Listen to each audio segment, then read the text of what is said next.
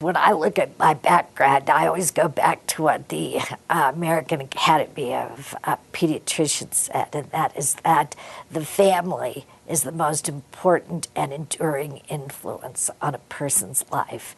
And certainly, in my case, my family has been and remains the most important influence in my life. And among my family members, I would say my grandfather, my maternal grandfather, was a very large influence. He came over from Italy, as did all my grandparents.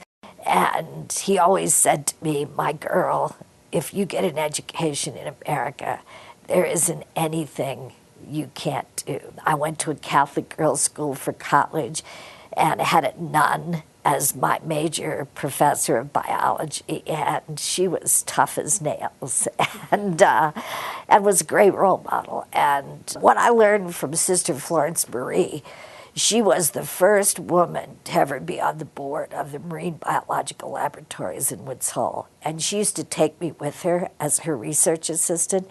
And seeing this nun wade into the water with her habit pulled up around her waist really taught me that women can succeed in a man's world and they don't have to change who they are to be successful. I think that Sister Florence Marie taught me that you have to have a goal and keep after it. And if it's important, don't give up.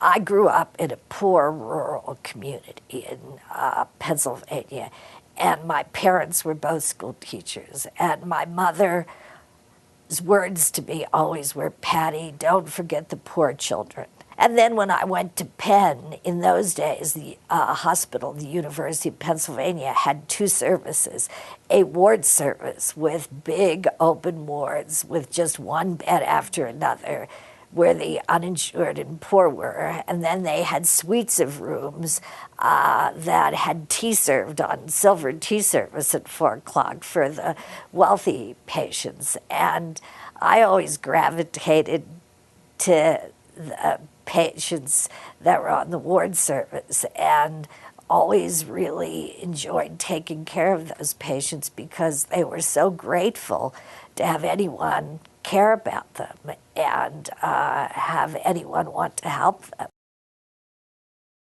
Well, I think that being a physician was very good training for being an administrator. I approach an administrative problem exactly like I approached a patient. First of all, you have to care. Secondly, you have to find out the information carefully and make a diagnosis. I also found being a mother to be very helpful in being an administrator. In what way?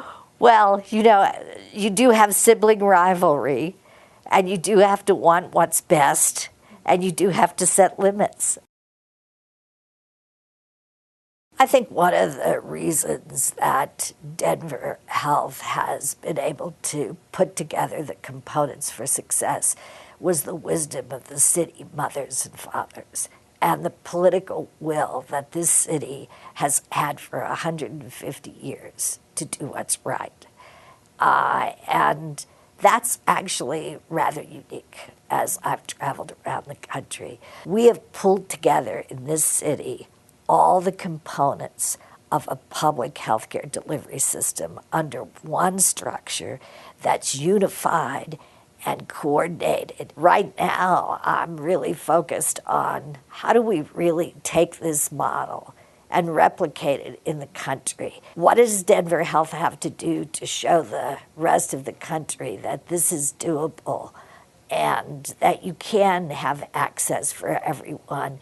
You can have high quality. You can have low cost. This is doable in America. I think when I'm trying to guide other people who are at the beginning of their career, there are several important messages, I think. One, you have to have integrity. You always have to do what you believe is right. That you have to be hardworking, and that you really have to care about what you're doing. You have to care about it and love it. Probably the greatest joy that I've had is seeing my children turn into unbelievably wonderful human beings. And I felt the same way about my other child, Denver Health. Seeing it become such a model has given me great joy.